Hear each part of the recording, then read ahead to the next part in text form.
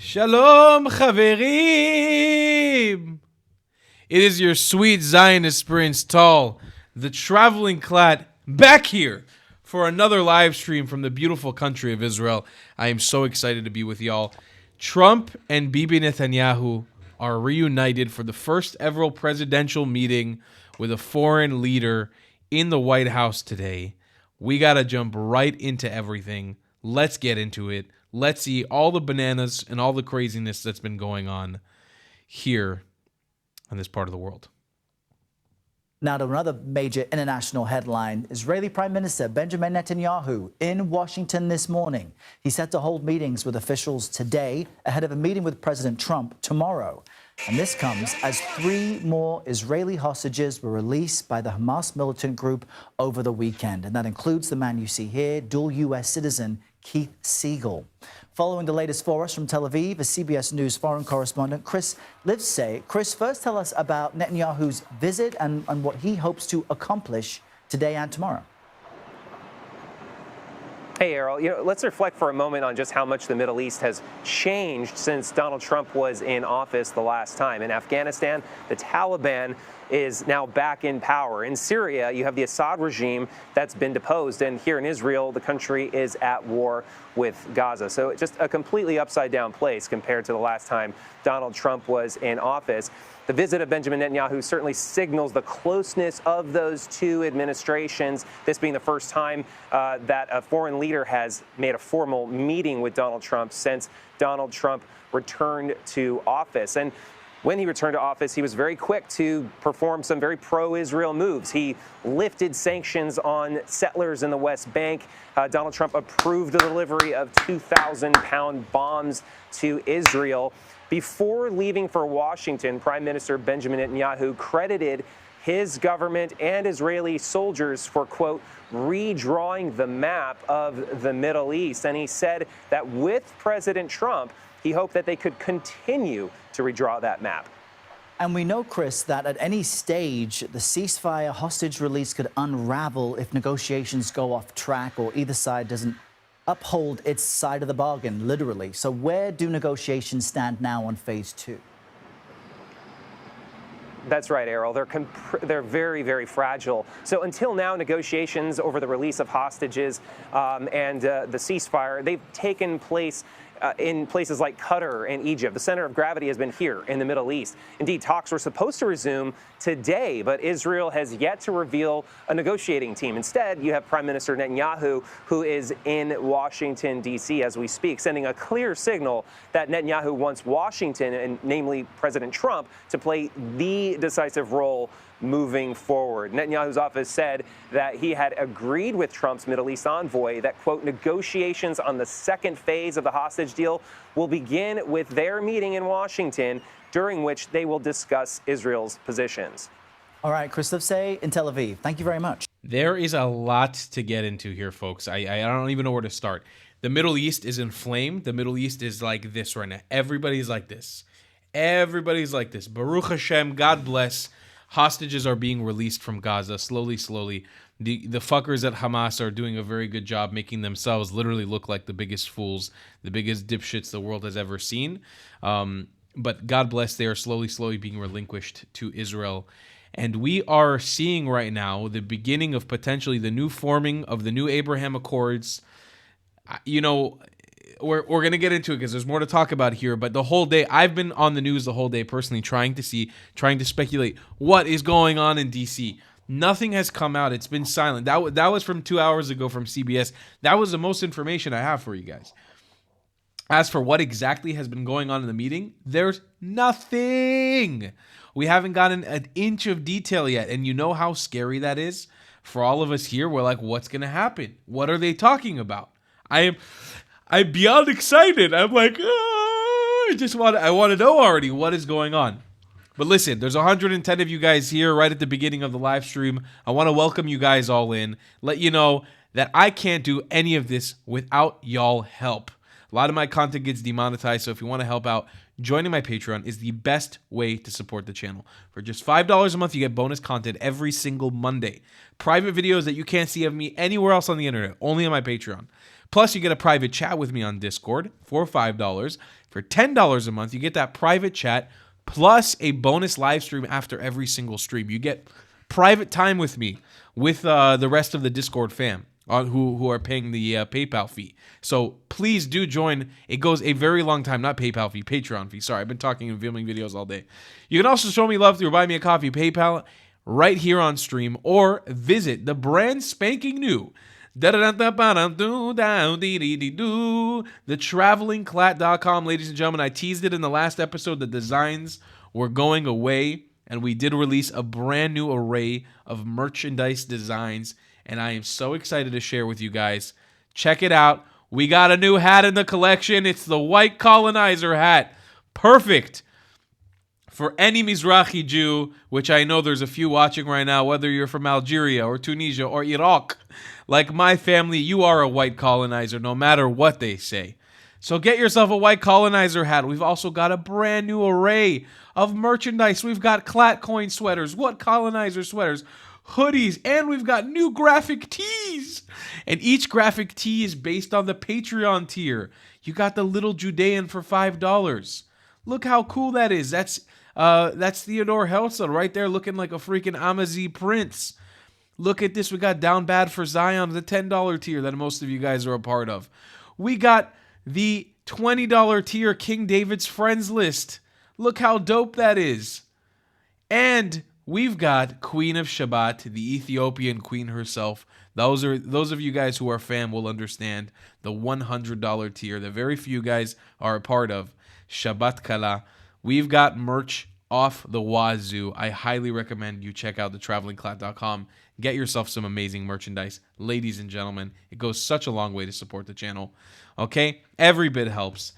Also, for those of you guys who are new, you can join the Discord in the link down below in the description. You can join the Discord for free and call into the show later on. I want to thank you guys all. Thanks to all the members, the patrons, the PayPalers, the coffee buyers. I see you guys all. I appreciate you so much. Let's jump into another video here. I believe this man's name is Trey Yingst. And we can take a look here at some more reporting that's coming from Fox News. For more on Netanyahu's upcoming visit and how long it will take to rebuild Gaza, former Israeli ambassador to the U.S., Michael Oren, joining us now. Mr. Ambassador, thank you for taking time today. You heard Trey's report there. What do you make of just how high the stakes are with this Trump-Netanyahu meeting on Tuesday? Good to be with you, Bruce. In fact, the stakes can't get much higher than they are, and I think Trey put his finger on it. If you go into the second phase of this ceasefire, what does it mean? Israel may give back a number of hostages. We have to assume that Hamas is not going to give back all the hostages. It's always going to keep a couple of hostages for quote-unquote a rainy day and say, oh, we don't know where the hostages are. But let's say Israel can get back most of the hostages, dead and alive, and in return, Hamas basically takes over the Gaza Strip again. And it is a no-win proposition from the state of Israel. For the majority of Israelis now, according to the polls, they would prefer that the government actually agrees to the second phase of the ceasefire, get the hostages back, give the army a rest, pile up the ammunition, and wait for Hamas to break the ceasefire, because Hamas always breaks the ceasefire. So this is something we all know. We know that Hamas is bound to break the ceasefire at some point. First of all, just like Michael Oren said here, they've always broken the ceasefire. It's never been Israel that's broken the ceasefire. And if it's ever broken the ceasefire, it's just been in retaliation for Hamas about to break the ceasefire. Hamas has said right now, has said it openly and proudly, they are going to try to do an October 7th again. They have said it. They have admitted it. They have been open about it. They are not looking to cower away in fear. They are not looking to relinquish power. They are looking to attack Israel once more, October 7th style. They said they're going to do it. So I do believe that this strategy of potentially gearing up for another war or another round of fighting with them is probably the smartest thing to do, unless somehow Trump is able to pull through this thing that he's trying to do, where he's potentially thinking about moving Gazans to a different location. I have never been a fan of this whole relocation thing. I've said about it multiple times, but at this point, it seems like the only feasible option when you have a population that's been beaten down this hard in Gaza that is still saying they want to do another October 7th on us. It's hard to find the compassion. It really is hard to find the compassion, ladies and gentlemen. It's very, very much hard to find the compassion for these people. It's hard, and it's not one or two people. It's the whole lot of them. It's hard to find the peacemaker. It's hard to find the peace seeker in Gaza. I don't see him. I don't find him. So, without any further ado, I'd like to go back into the video. Broke the ceasefire on October 7th, 2023. It always breaks a ceasefire. And then we go in full force, but we get the hostages back. In the government, though, and I think this is what Trey was getting at, there are right-wing factions in that government that says if the fighting does not resume at the end of the first phase, then they will bolt the government. And we'll have a government crisis, we'll have elections in the state of Israel, and many, many chaotic things will then transpire. But I think also it's important to point out that the meeting between the president and the prime minister, the first meeting of the president with a foreign leader, will deal with far more than just Gaza. Gaza is part of a piece of a puzzle that includes Lebanon. It includes the Saudi-Israel peace treaty, which is on the table. And above all, and I think the prime minister was intimating this as he was getting on the plane, Iran, Iran, Iran. Can there be a U.S.-Israel cooperation in meeting the Iranian threat and eliminating the Iranian nuclear threat? Michael, I think you're really hitting a lot of important points, but as we look to this meeting on Tuesday, again, Netanyahu's position, essentially, he vowed to the destruction of Hamas. That goal has not been met, and Hamas is essentially saying, we'd like for the war to end, but we'd like to stay in power. How could possibly a view be taken that the war could end with Hamas in power at all? Because if you say, okay, we're going to resume the fighting, you basically have to concede the fact that these hostages are not going to be released, that these very emotional pictures of hostages being reunited with their families will not recur, and that there'll be dozens and dozens of families in Israel who won't have that experience. So it's exquisitely painful, and it goes to the DNA of Israel because we care so much about the lives of all of our citizens. My own kids will say, "Oh, we'd rather say we lost the war, but the important thing that we get the hostages back, because if not, we won't be able to send our own kids to the army." It's that deep. It's very, very deep. I think one of the ways out of this... I want to challenge that, by the way. I don't think that's necessarily 100% true. I do think that, yes, a lot of Israelis, it's very important to get the hostages back, and obviously we're seeing these videos of the hostages coming home, and it's the most amazing thing in the world. But from the same perspective, I personally don't believe at this any cost, by any means necessary thing. And a lot of Israelis don't believe in that, because a lot of us are seeing that, there's literal terrorists who from the first and second Intifada who have been released into the West Bank in the last week to Judea and Samaria, who are undoubtedly going to kill more Jewish people. It's not just by any means necessary, but it is by the utmost importance for many of us. It's very, very, very, very, very important for a lot of us. Hostages, to your point, listen here. We'll have more hostages if we can't get the Hezbollah to be completely destroyed by the Lebanese armed forces and allow the Israeli people who still aren't living in their homes, Griff, have 70,000 people still can't go back to the northern part of Israel.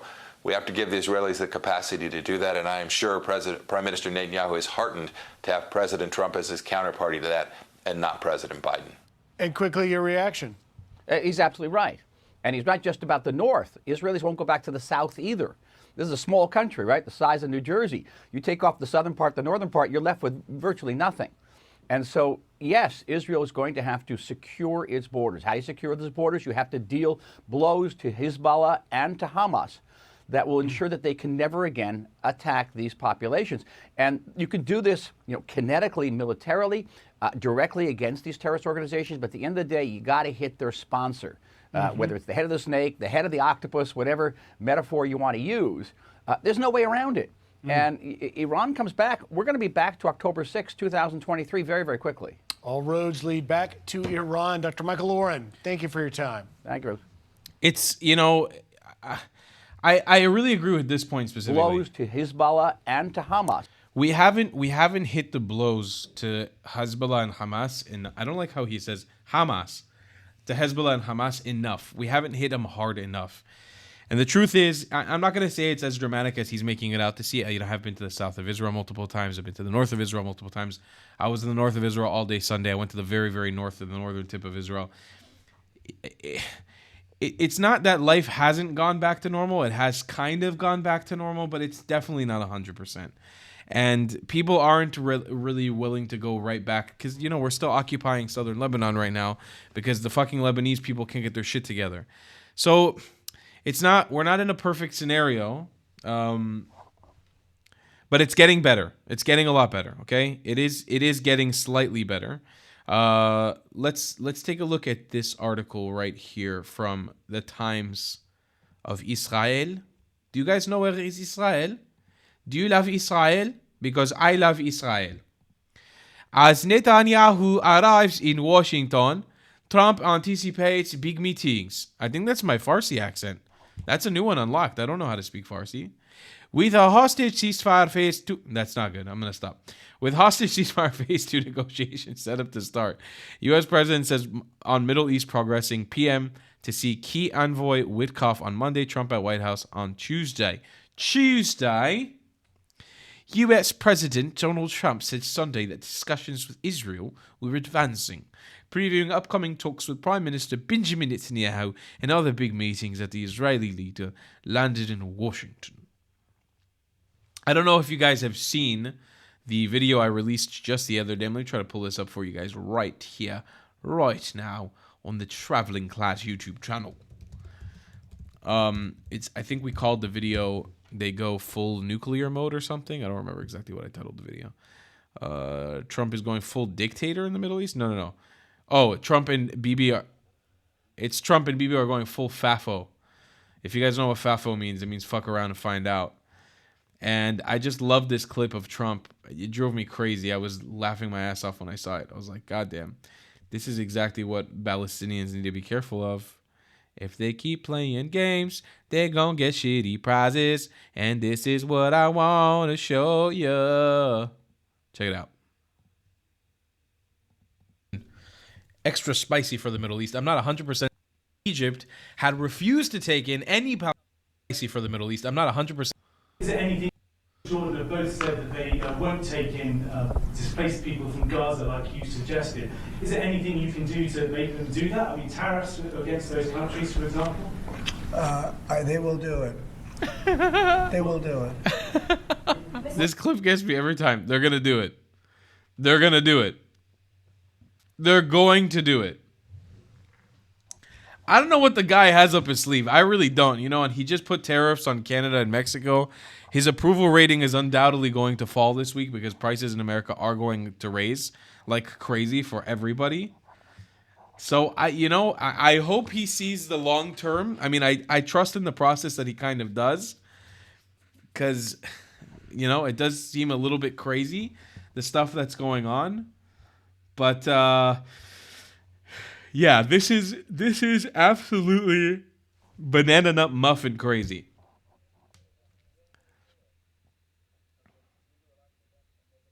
They do a lot for them, and they're going to do it. They're going to take... He's just openly saying it. He said they're going to take the Palestinians. They will do it. They will do it. What makes you say that? They're going to do it. Okay? We do a lot for them, and they're going to do it. I feel like this needs to be a meme. They're gonna do it. They're gonna do it. They're going to do it. They're going to do it. Trump is he's going FAFO mode. He's going FAFO mode. Oh yeah, baby! I'm so excited for the new Middle East. What is going to happen? What's the speculation? I honestly, it's just what's gonna happen? Like, where are we gonna go with all this? Let's go back to the article here. The discussions on the Middle East with Israel and various sundry other countries are progressing. Trump told reporters over the whine of a jet engine on the tarmac at Joint Base Andrews in Maryland. He did not offer details, but the comment came as indirect talks are slated to resume between Israel and Hamas on the second stage of the three-phase Gaza ceasefire and hostage release deal. Bibi Netanyahu is coming on Tuesday, and I think we have some very big meetings scheduled, Trump added using the Israeli leader's nickname. Though the schedule is subject to change, Netanyahu is to meet with Trump on Tuesday evening at 6 p.m. local time.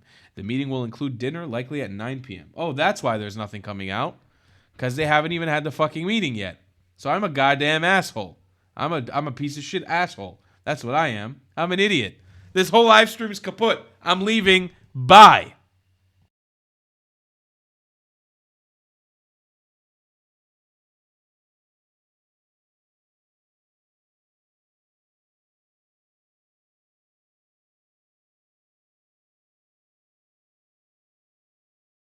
If you believe in my content and want to support me, just know your help is needed. There's a bunch of great ways to support me, being PayPal, Buy Me a Coffee, or joining my Patreon community down below. Patreon is the best way to support my channel, and you'll get a bunch of cool perks depending on what tier you join. Another great way to support me is by buying my merchandise on thetravelingclat.com. I regularly drop new merch designs like this beautiful hat, or this amazing shirt, where you can support the channel and get something cool for yourself. I also have an amazing Discord community with people from all over the world. Thank you so much for your support.